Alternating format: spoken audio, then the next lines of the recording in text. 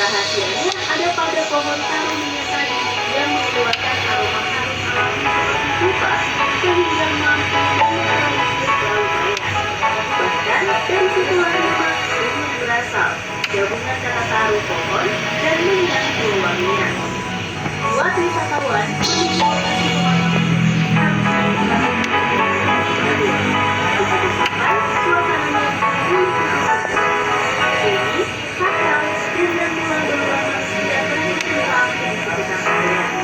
bagi warga Belanda ini bukan sesuatu yang menyenangkan, tapi tradisi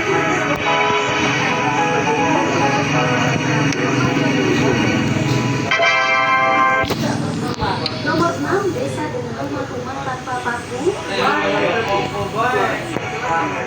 Di ketinggian sekitar 1.200 meter di atas permukaan laut, sebuah desa kecil bernama Wangi-Rebu yang sering dijuluki desa pesawat. Desa ini terkenal baru diam. Uniknya, rumah-rumah berbentuk kerucut paku besi sama sekali. Semua sambungan kayu hanya diikat dengan rotan dan tali dari serat alam. Walau sederhana, konstruksi ini justru sangat kuat, mampu bertahan puluhan tahun bahkan beberapa angin kencang khas dengan flores. Baru yang struktur yang pertama dipakai untuk keluarga, sementara lantai kedua hingga keempat digunakan sebagai lumbung, tanaman padi, jagung, kopi, dan lantai kelima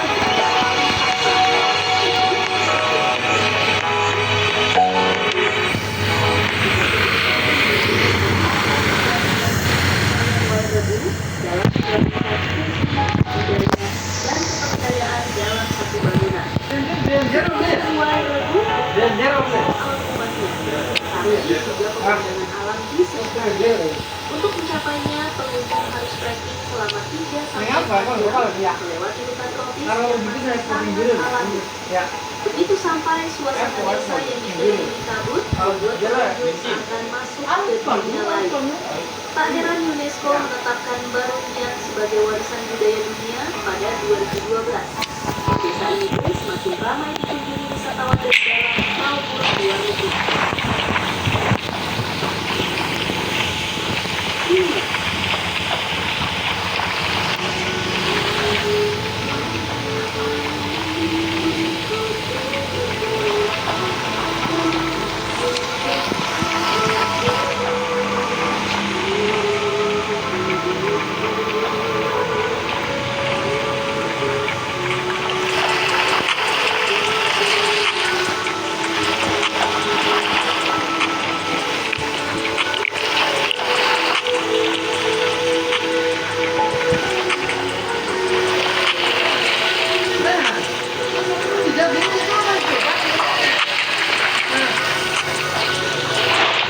tempat.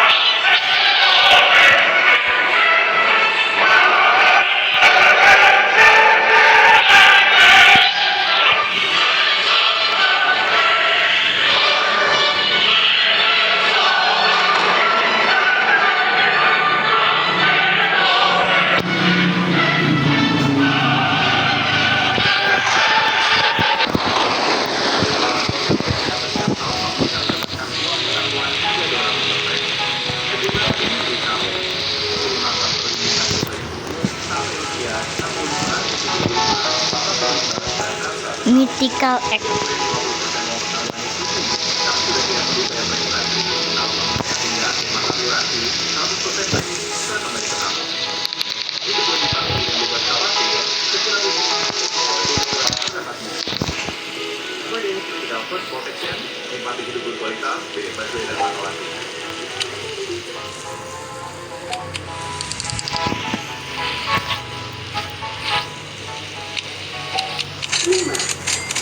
Desa dengan warga berkasih dan bertangan di Kepiting, Ulu Tawe, Sulawesi Selatan. Di Dusun Ulu Tawe, Kabupaten Bone, Sulawesi Selatan, banyak warganya memiliki kondisi fisik yang unik. Tangan dan kaki berbentuk mirip sapi kepiting. Mereka hanya memiliki 3 jari dengan telapak yang terbelah. Kondisi medis ini dikenal dengan istilah ectrodactyly, sebuah kelainan genetik langka. Kasusnya cukup banyak di Ulu Tawe, sehingga hampir setiap keluarga memiliki anggota dengan ciri serupa. Secara medis, kemungkinan besar kondisi ini dipicu oleh faktor genetik dan diperparah oleh perkawinan antar kerabat yang masih umum di desa tersebut. Namun dari sisi kepercayaan lokal, warga percaya ini adalah bentuk kutukan akibat leluhur yang melanggar aturan adat. Sayangnya, karena minimnya edukasi kesehatan dan kurangnya penelitian, penderita sering dijauhi dan dianggap berbeda. Meski demikian, beberapa aktivis sosial berusaha mendampingi warga agar tetap percaya diri dan mendapat perhatian medis. Nomor 4, suku bermata biru asli Indonesia, Buton, Sulawesi Tenggara. Jika di Lamno, Aceh, sebagian warganya bermata biru atau coklat karena merupakan masyarakat Bugis yang pernah singgah ratusan tahun lalu, maka berbeda halnya dengan masyarakat di Pulau Buton, Sulawesi Tenggara. Di sana, fenomena mata biru muncul bukan karena pengaruh keturunan asing, melainkan murni faktor genetik alami. Keunikan ini membuat banyak orang tercengang, sebab mata biru terang yang biasanya identik dengan orang Eropa justru ditemukan pada wajah-wajah asli Indonesia. Fenomena langka ini bukan karena lensa kontak atau keberhasilan, melainkan bawaan genetik yang diwariskan turun-temurun di kalangan manusia. Menurut para ahli, kondisi unik ini disebut Waardenburg syndrome, kelainan genetik langka yang bisa mempengaruhi pigmen warna mata, rambut, bahkan kulit. Namun, di Buton, fenomena ini dianggap sebagai sesuatu yang istimewa, seolah menjadi identitas khas masyarakat setempat. 3. Desa yang warganya menolak kasur, Dusun Kasuran, Sleman. Ada satu dusun kecil di Sleman, Yogyakarta, yang warganya tidak tidur di atas kasur. Namanya Dusun Kasuran. Sejak dulu hingga sekarang, hampir semua penduduk memilih tidur di atas dipan bambu atau tikar pandan. Larangan menggunakan kasur konon berasal dari cerita sejarah ketika Sunan Kalijaga sedang berdakwah.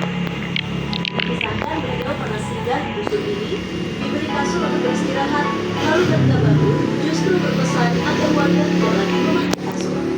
Sejak itu, aturan tak tertulis tersebut dipatuhi turun-temurun. Bahkan mereka percaya bahwa orang yang melanggar bisa mendapat musibah, mulai dari sakit, kerasukan, hingga mengalami kejadian aneh. Banyak kisah diceritakan termasuk pengalaman para pendatang yang mencoba tidur dengan kasur, lalu mengalami gangguan supranatural. Karena itulah, masyarakat lebih memilih tetap berpegang teguh pada pesan leluhur. Uniknya, kebiasaan tidur di divan atau tikar ternyata memberi manfaat kesehatan. Dokter menyebut tidur di permukaan keras bisa menjaga postur tubuh lebih baik dan mencegah nyeri punggung. Jadi tanpa disadari, kebiasaan warga kasuran bukan hanya melestarikan tradisi, tapi juga memberi efek positif untuk tubuh mereka. 2. Desa yang membuat rumah dari kotoran sapi. Sade, Lombok. Desa Sade di Lombok memiliki rumah adat yang unik karena dibangun dari bahan-bahan alami khas. Atap rumah terbuat dari ilalang, dan setiap rumah dibangun di atas fondasi batu rendah untuk melindungi dari air hujan. Lantai rumah adat Desa Sade Lombok punya tradisi unik yang mungkin terdengar tak biasa. Warga setempat terbiasa melulur lantai rumah dengan kotoran sapi atau kerbau, sebuah kebiasaan yang membuat rumah terasa lebih bersih. Menurut kepercayaan masyarakat, rumah yang belum dilumuri kotoran ternak belum dianggap benar-benar layak huni. Selain faktor kepercayaan, tradisi ini ternyata manfaat praktis. Lantai rumah di Desa Sade umumnya terbuat dari tanah, sehingga mudah retak dan berdebu. Dengan lapisinya menggunakan kotoran ternak, lantai menjadi lebih padat, tidak mudah kotor, dan debunya berkurang. Biasanya, pelapisan ini dilakukan secara berkala setiap 4-5 bulan sekali. Hasilnya, lantai rumah tetap kuat, bersih, dan tidak menimbulkan debu yang mengganggu. Jadi, meskipun terdengar aneh bagi orang luar, tradisi melebur lantai dari kotoran ternak ini justru menunjukkan kearifan dalam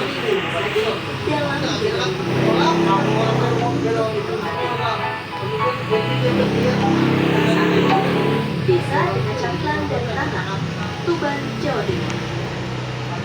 Di Kabupaten Tuban, Jawa Timur, ada kebiasaan unik yang bikin orang luar geleng-geleng kepala. Warganya punya camilan yang tidak biasa, tanah panggang, atau yang dikenal dengan nama ampol. Proses membuat ampol terbilang sederhana, tapi unik. Tanah liat bersih dipilih, lalu ditumbuk, dibentuk memanjang dengan pisau bambu, kemudian dipasang di atas tungku. Setelah matang, jadilah camilan berwarna coklat keabu-abuan yang teksturnya renyah dan rasanya dibuat susu tanpa bumbu. Tradisi ngemil tanah bagi masyarakat Tuban, ampol dipercaya punya khasiat, seperti meredakan nyeri punggung, menghilangkan stres, hingga dipercaya bisa membuat kulit bayi dalam kandungan jadi lebih halus bila dikonsumsi hari. Walaupun secara medis kandungannya masih bisa diobati, praktik biopadi atau masuk tanah fenomena serupa juga ditemukan di Amerika,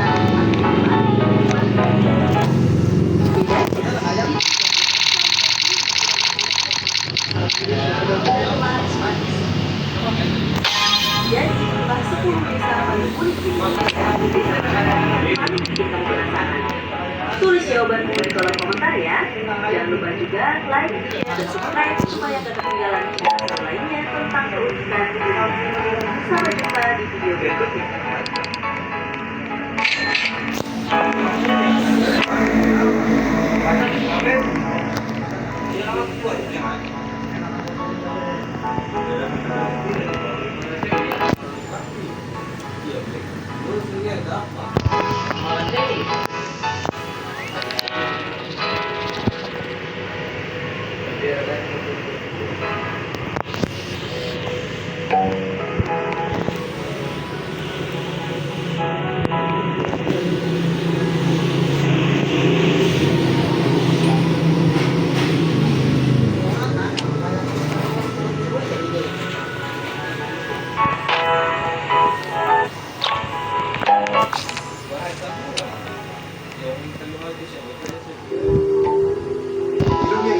Perbatasan sebuah negara biasanya terasa berat. Dari tulis di peta, ada badan yang dingin, atau pos pemeriksaan yang penuh formalitas. Ia diciptakan untuk membatasi. Ini milikmu, itu milikmu. Tapi ternyata, kenyataan di lapangan tak sesederhana itu. Ada tempat di mana garis perbatasan justru melewati ruang tamu seseorang. ada restoran yang separuh mejanya ada di satu negara dan separuh lagi di negara lain. Ada pula sebuah jembatan di mana pelukan sederhana menjadi simbol persahabatan dua bangsa. Semua ini terasa aneh, bahkan absurd. Namun di balik kalimat itu disimpan sebuah cerita tentang kompromi, tentang tradisi, tentang cara manusia menghadapi batasan dalam dia maupun simbolis. Selamat datang di Bumi Versi, tempat di mana logika perkembangan yang tertunda dan garis bintang tetap berubah menjadi kisah luar biasa. Dan inilah karena hal itu versi kita sendiri.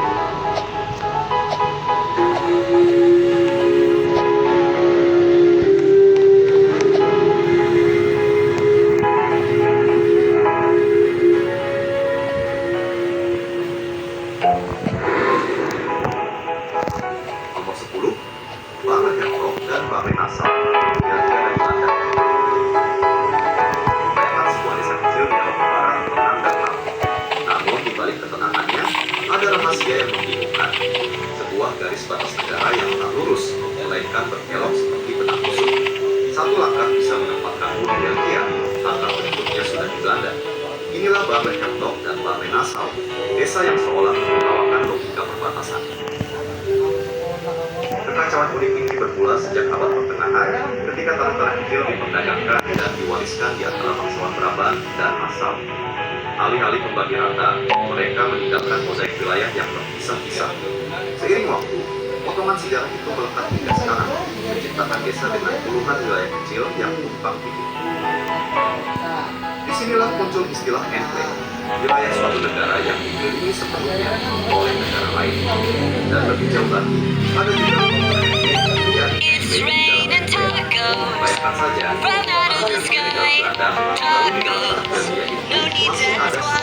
Just open your mouth and close your eyes. It's raining tacos, free tacos, all you can eat, lettuce and cheese and meat. It's raining tacos, yum yum yum yum yum yum.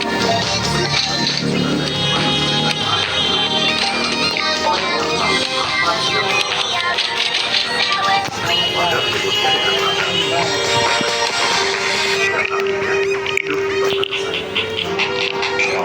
Bayangkan kamu kaget kamu anak-anakmu yang berada di Belanda, sementara kamu di bawahmu sebenarnya sudah masuk Belgia. Ada paspor, ada pos imigrasi, hanya garis kamu di lantai yang membuatmu sadar kamu sedang nongkrong di negara sekaligus.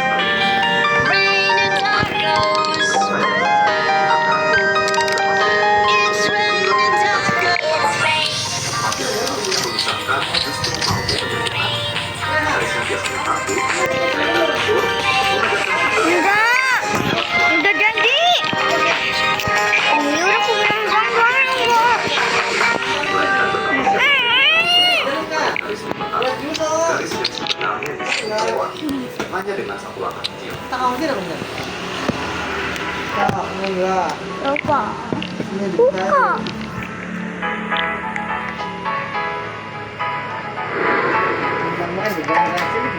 Nomor 9, warga border India dan Pakistan. Awas itu jatuh. Di sebuah tanah lapang bernama warga orang berkumpul Dari mana? Dari mana? baik karena banyak menyaksikan praksi penurunan bendera dan gerakan Bisa kan? bisa. Inilah warga border ceremony Pakistan India dan Pakistan yang berpikir menampung pemikiran daripada bangsa negara di sini. Total sama sekali lah kamu. Tradisi ini bermula sejak tahun 1999 terlama. Alih-alih sedang menggunakan bendera di perbatasan, kita kedua mempertimbangkan warga India atau penurunan bendera yang dilakukan bersamaan. Sejak itu, upacara ini berkembang menjadi nasional, sekaligus simbol rivalitas yang tak pernah padam. Inilah yang membuat Marine ini dikenal dengan istilah giting ring yang artinya diaduk dengan gaya. Sementara dengan seragam penuh rencana, melangkah dengan tanda kaki sedikit yang nyaris mendekati. Yang komando mengeluarkan disambut serangan yang bendera yang dipasang tepat di pinggir gerbang membuat kedua militer sangat berdekatan saat tradisi pengibaran bendera, sebuah pemandangan yang hampir mustahil ditemukan di tempat lain. Satu sisi, warna saffron, putih, dan hijau bendera India berkibar dan megah. Di sisi lain, bendera hijau Pakistan berkibar tak kalah gagah. Garis putih tengah gerbang. Carrot. Batas ini bukan hanya pemisah, tapi juga menunjukkan Indonesia. Orang lokal menyebut suasana ini sebagai Josh, yang artinya semangat kembali dan semangat memang kuat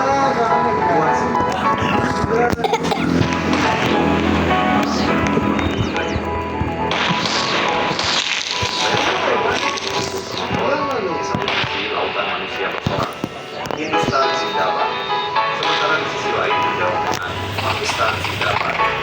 Udara bergetar oleh suara teriakan. Dalam perang, dan semua itu terjadi hanya untuk menyemangati militer yang bertugas di lautan. Rasanya tegang, meriah, aneh, bahkan absurd pada saat yang sama. Mungkin inilah paradoks sebuah garis yang lahir dari konflik, tapi setiap hari justru mengundang ribuan orang. Yang hari bukan tempat hadir. Bagaimana suasana bisa berubah menjadi panas dalam rasa bangga dan sebuah pertunjukan mana batas bukan sekedar mimpi, tapi juga drama yang dimainkan berulang kali, hampir kali.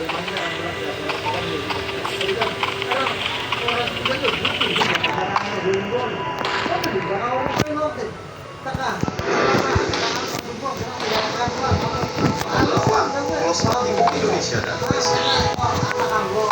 Di utara Kalimantan ada sebuah pulau yang dari jauh terlihat satu kesatuan. Namun begitu dekat, pulau itu ternyata dibelah oleh garis tak kesempatan. Bendera merah putih berkibar. Di sisi lain, inilah Pulau Sebatik, tempat di mana bagian pulau ini berawal dari perjanjian kolonial antara Inggris dan Belanda pada tahun 1891. Membelah Sebatik menjadi dua wilayah. Bagian utara milik Malaysia Sabah, bagian selatan tetap Indonesia Kalimantan Utara. Dan sederhana di atas kertas, tapi di lapangan ia memotong desa, kebun, bahkan halaman rumah penduduk. Di sini ada hal unik yang sulit Kaktus.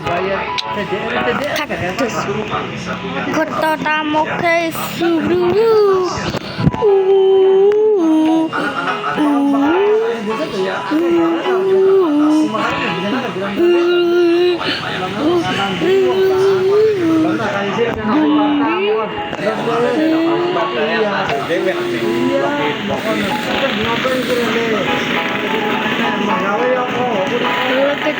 Spaghetti ini pelon-celok buat ketupat lela crispy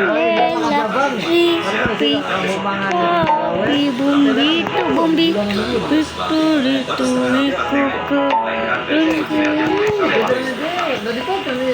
bro, habis gua ke bro. Oh, pasti aku kalah. tidak ada posibilitas, tidak ada pemeriksaan paspor, Bombito bandito traktori. Pasti.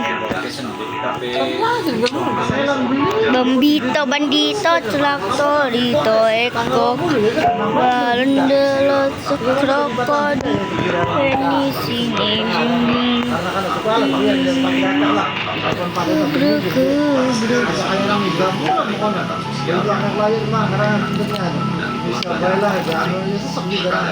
yang membuat kita bisa sementara yang membuat kita tetap bersama adalah kehidupan sehari-hari.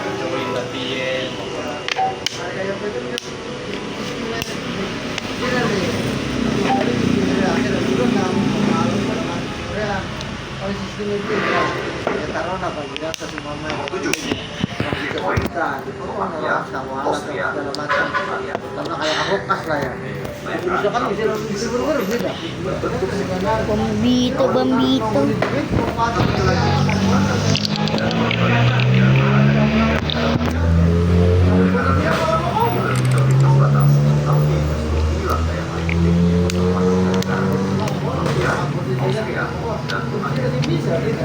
Bla bla bla, bli bli bli, blu blu blu.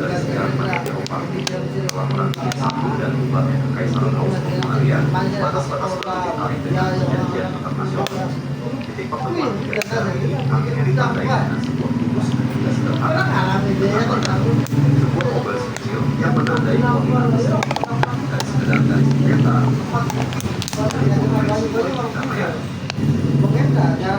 namun yang membuatnya viral bukan hanya bukunya, melainkan meja yang setiap sisi meja didesain merupakan masing negara.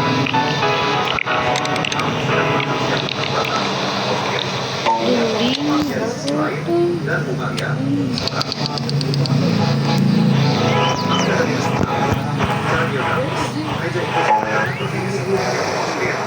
jadi meski terasa seperti maka yang negara secara hukum kami mendampingan Austria bila berhasil oleh model baik batas negara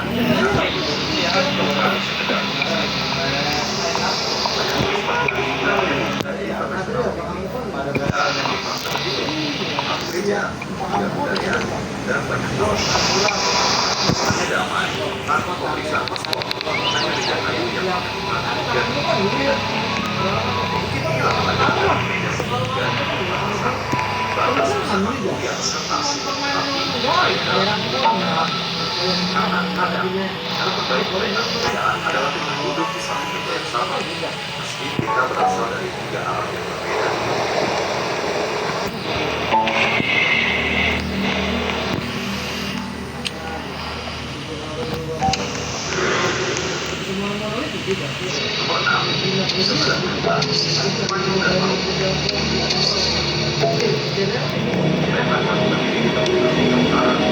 Tapi bagi lain berkembang dalam teknik bukan laut, melainkan melankoli Spanyol. Laut Mediterania berkilau di depan mata, dan di balik tembok kota, kami seakan merasa bukan Afrika, melainkan Eropa. Pikiran dusta dan melihat, semua yang menjadi satu paling dipelan. Duka dan melihat adalah X-Place, wilayah kecil dari Spanyol, yang menempel di dalam laut. Jejaknya sudah panjang, duka dalam tangan ditulis pada tahun 1415, lalu diwariskan ke Spanyol. Marilah pada 1409. Keduanya jadi pos strategis kabupaten kita. Maroko sudah lama mengklaim wilayah ini, tapi Spanyol tetap keras bahwa kota-kota itu adalah bagian sah dari negara. Akhirnya, batas Cekla dan Manila bukan sekedar dari tanah. Dan merupakan banyak raksasa, Vietnam memang berkembang dengan kawan Maduri dan Maori senjata. Batasnya mencolok. Satu langkah dari jalanan Maroko, kami langsung melihat toko-toko dengan papan nama berbahasa Spanyol, euro sebagai mata uang, dan polisi dengan seragam gas luar biasa.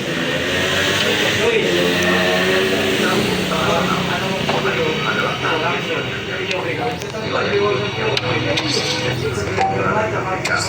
Secara administratif, kamu sebenarnya sedang berdiri di Eropa. Penduduk setempat menyebutnya La Puerta de Europa. Itu gerbang menuju Eropa. Tapi bagi kita, Apa sih? sudah berarti tidak sesuai asal.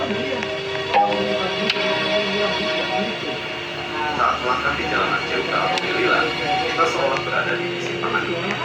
Bangunannya berarsitektur khas Afrika Utara, namun bahasa yang terdengar dari bibir warganya adalah bahasa Spanyol. Satu sisi, aroma rempah dan rasa begitu kental, sementara atmosfernya terasa Eropa, Jakarta, modern, dan ramah. Lalu pandanganku beralih pada pagar yang menjulang di barisan. Kali itu, kamu seperti berdiri di antara dua dunia yang saling bertumbuh, namun menyebabkan benar-benarnya. Kita dan melihat adalah bahwa perbatasan selalu soal geografi, kadang juga sejarah dan identitas. Aneh, dan pasti menyenangkan. tergantung siapa yang ditanya. Karena bagi turis, ini destinasi prioritas kedua. Tapi bagi mereka yang berdiri di luar Praga, kota ini dari yang jauh dari Praga.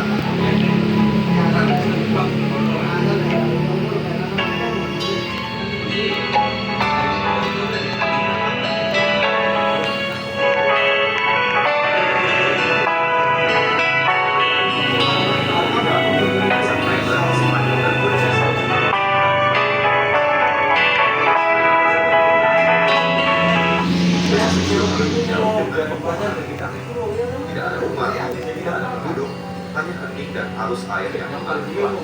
Namun, pulau kecil ini punya cerita besar, namanya Pheasant Island. Pulau yang statusnya lebih mirip anak asuh ketimbang wilayah negara. Sejarahnya dimulai tahun 1659 saat perjanjian cerita itu ditandatangani di sini, mengakhiri perang panjang antara Spanyol dan Prancis. Sebagai simbol perdamaian, pulau ini dijadikan diri sama ketika tamu ini bulan-bulan. Kedua negara sepakat pulau-pulau akan memberi tantangan setiap 4 bulan sekali. Hingga kini, tradisi ini masih berjalan tanpa putus. Tinggal satu-satunya tempat di dunia dengan konsep condominium temporal atau pemilikan pergantian. Dari Februari hingga Juli, pulau ini menjadi milik Spanyol. Lalu dari Agustus hingga Januari, giliran Prancis yang berkuasa. Tidak ada visa, tidak ada paspor, karena faktanya pulau itu tidak diberitahu umum. Hanya tentara atau pejabat yang sesekali datang untuk upacara serah terima. Ironisnya, meskipun namanya Pheasant Island, namun tidak ada yang bukan untuk tinggal di sini. Yang ada hanyalah pepohonan, rumput, dan mitos sejarah. Warga lokal menyebutnya Isla de los Paisanes dalam bahasa Spanyol atau Ile de Paysan dalam bahasa Prancis. Dua nama, satu pulau, tapi statusnya terus berganti tiap setengah tahun. Jadi pertanyaan yang muncul di benak adalah, sebenarnya seberapa penting pulau ini? Loh, tidak ada penduduk, tidak ada tapak plus, bahkan luasnya hanya sekitar tanah. Bagi mata awam, pulau ini tampak tak berarti, tapi justru disitulah pulau kecil ini adalah simbol bahwa dua negara besar bisa hidup kembali bukan berperang. Sebuah cara lain untuk menyelesaikan konflik, yaitu dengan kesepakatan yang bertahan lebih dari 3 abad.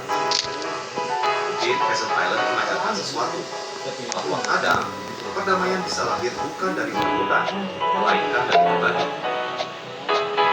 Aneh, sudah pasti, menyenangkan, tetap bagi negara, tetap bagi pulau itu sendiri. Tapi satu hal jelas, di dunia penuh perebutan batas, ada satu tempat kecil yang justru hidup dari konsep pergantian negara.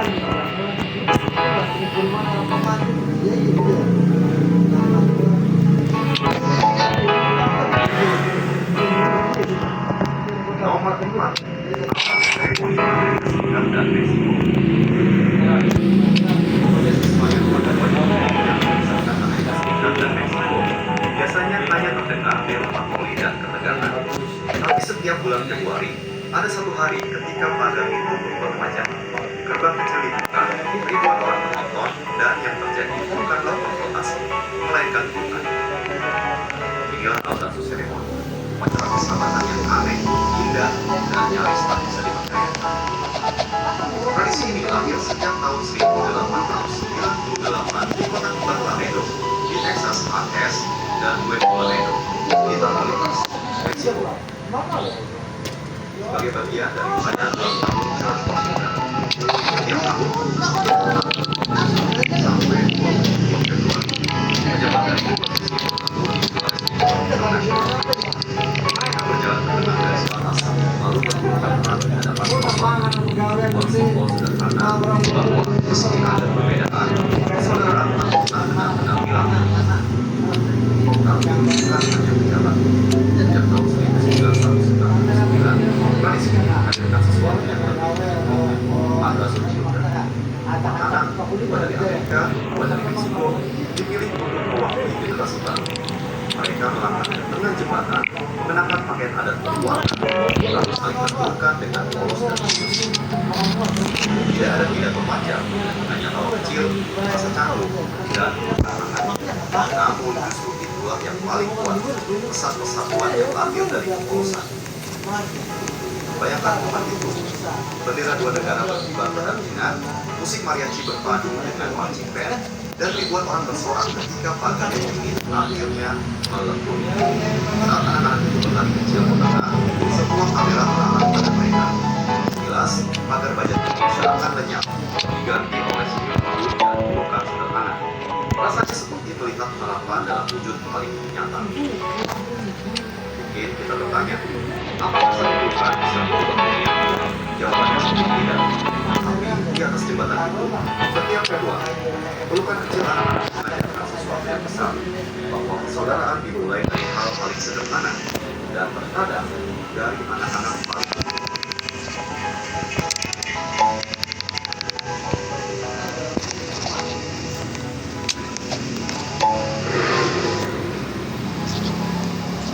Nomor 3, Hotel Artes, Prancis dan Swiss. Bayangkan, kamu menginap di sebuah hotel kecil di pegunungan Alpen, bangun pagi, lalu menyadari malam ada di Prancis, tapi kakimu masih di Swiss. Inilah Hotel Artes, sebuah bangunan sederhana di desa Lesbos yang berdiri tepat di atas garis perbatasan Prancis dan Swiss. Tempat yang bagi sebagian turis disebut sebagai the most unusual hotel in the world, hotel paling aneh di dunia. Hotel ini dibangun tahun 1862, awalnya hanya sebuah kota kecil.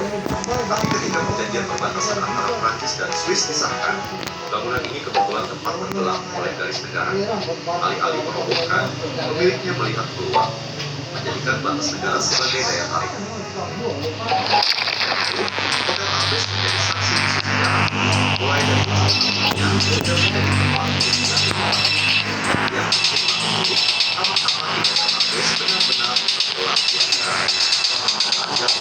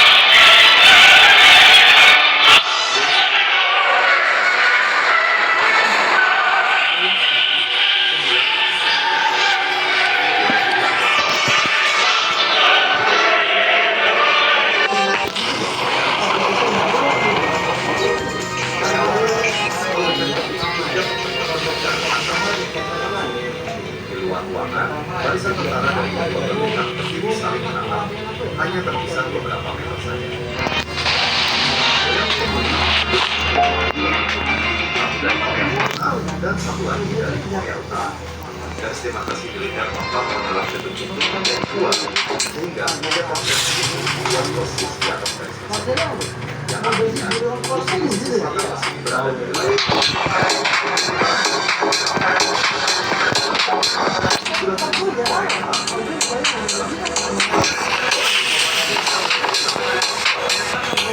sadar bahwa suasana di sini benar-benar berbeda. Tidak ada sejarah wisata, tidak ada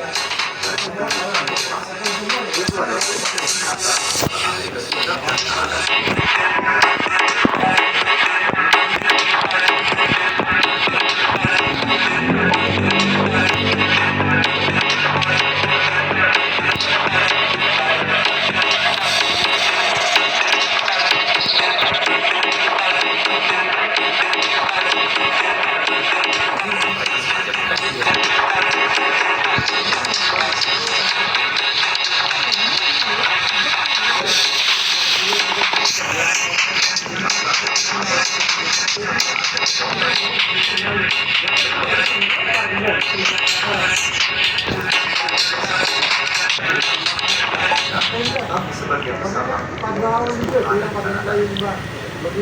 Posisi seperti berada di Amerika Serikat, sementara meja di kanan dan masuk Kanada. Dan di ruang open house di atas, panggung berada di Kanada, sementara sebagian besar kursi penonton ada di Amerika. Pertunjukan seni dimainkan secara literal dan sederhana.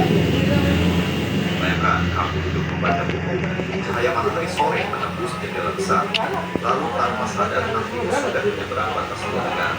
Tidak ada paspor, tidak ada pemeriksaan, hanya keheningan sama buku yang menyatukan. Rasanya seperti menyaksikan keheningan itu yang menertawakan konsep perbatasan. Haskell Free Library and Opera House adalah pengingat bahwa ada hal-hal yang jauh lebih tinggi dari politik, pengetahuan, seni, dan kebudayaan. Di tempat ini, perbatasan bukanlah tembok pemisah, melainkan hanya garis tipis yang hampir tak berakhir. Dan mungkin inilah perbatasan paling elegan dari seluruh perjalanan menelusuri perbatasan unik di dunia. Perjalanan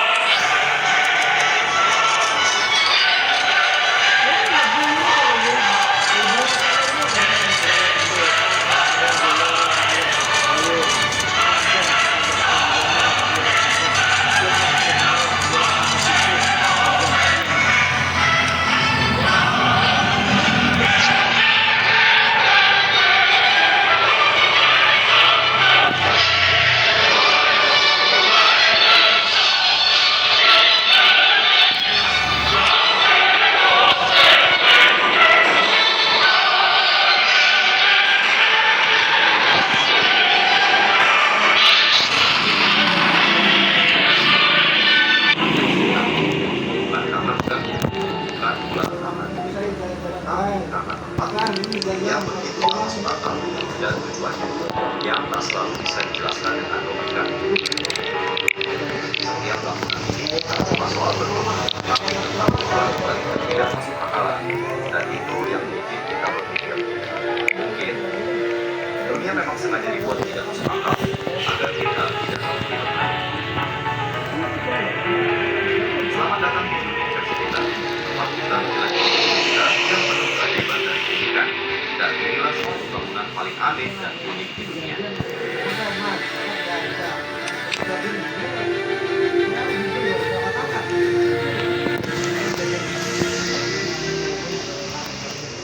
Nomor 10, Casa do Penedo, Pampe, Portugal. Sekilas, bangunan ini tampak seperti formasi alam biasa. Namun, jika diperhatikan lebih dekat, rumah ini benar-benar dibangun di antara 4 batu besar yang ditata oleh anak raksasa. Namanya Casa do Penedo, yang berarti rumah batu. Terletak di sebuah dari jauh dan sunyi antara Portugal. Tidak ada bangunan lain di sekitar, tidak ada jalur utama, tidak ada listrik, dan tidak ada tanda-tanda kehidupan modern. Rumah ini dibangun pada tahun 1974, bukan oleh seniman eksentrik atau arsitektur turistik, melainkan sebagai rumah hiburan keluarga biasa. Namun pilihan tempatnya sungguh tetap biasa. Mengapa harus mengapa harus sebagai tempat yang luar biasa? Ada jawaban pasti. Mungkin karena keunikan, mungkin apa? Atau mungkin karena ingin meninggalkan jejak yang tak bisa dilupakan. Casa do Penedo bukan hanya bangunan, ia adalah pembatasan tentang antara alam dan manusia, tentang lurus dan keindahan, tentang betapa ada sesuatu yang tak masuk akal, justru meninggalkan kesan paling dalam.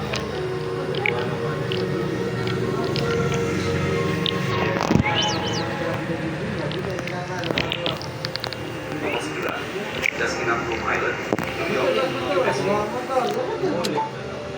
Di antara ratusan pulau kecil di sungai St. Lawrence, Amerika Serikat, ada satu pulau yang hampir tak terlihat. Namanya Jaskinam Plum Island.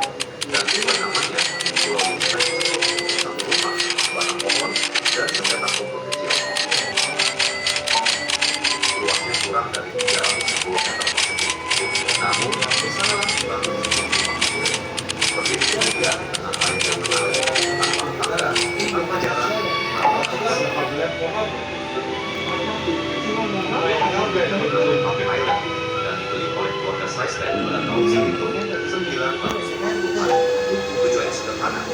tempat pelarian dari keramaian.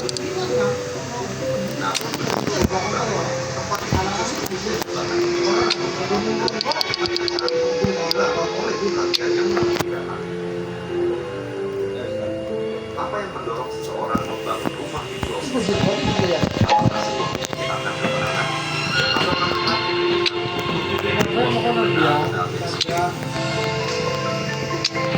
jadi Tangguh Island mengajarkan kita bahwa terkadang batas bukanlah masalah. Yang terpenting adalah bagaimana kita mengatasinya. Bahkan di jalan di bisa menjadi dunia yang utuh dan disinilah yang kemenangan.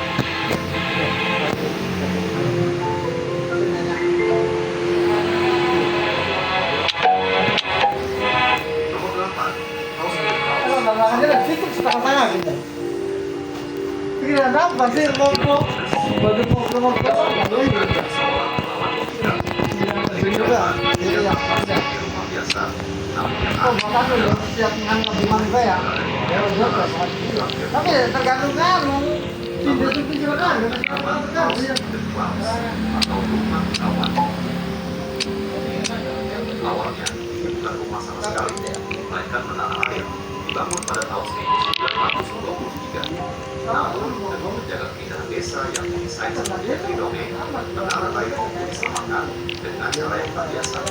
Tali air dilepas dan rongsok sulap menjadi tempat tinggal sungguhan. Rumah di lantai itu bisa disewa dan menjadi salah satu bangunan paling ikonik Inggris. Tapi tetap saja, ada satu pertanyaan yang menggantung di benaknya. Mengapa harus ke atas sana? Mengapa tidak ke arah seperti rumah-rumah lain?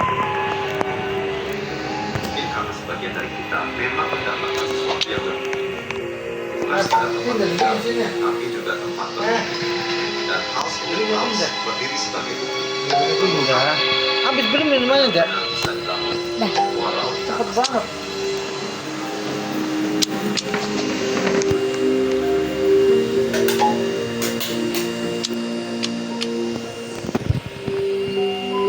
Nomor 7, Rina River House, Serbian.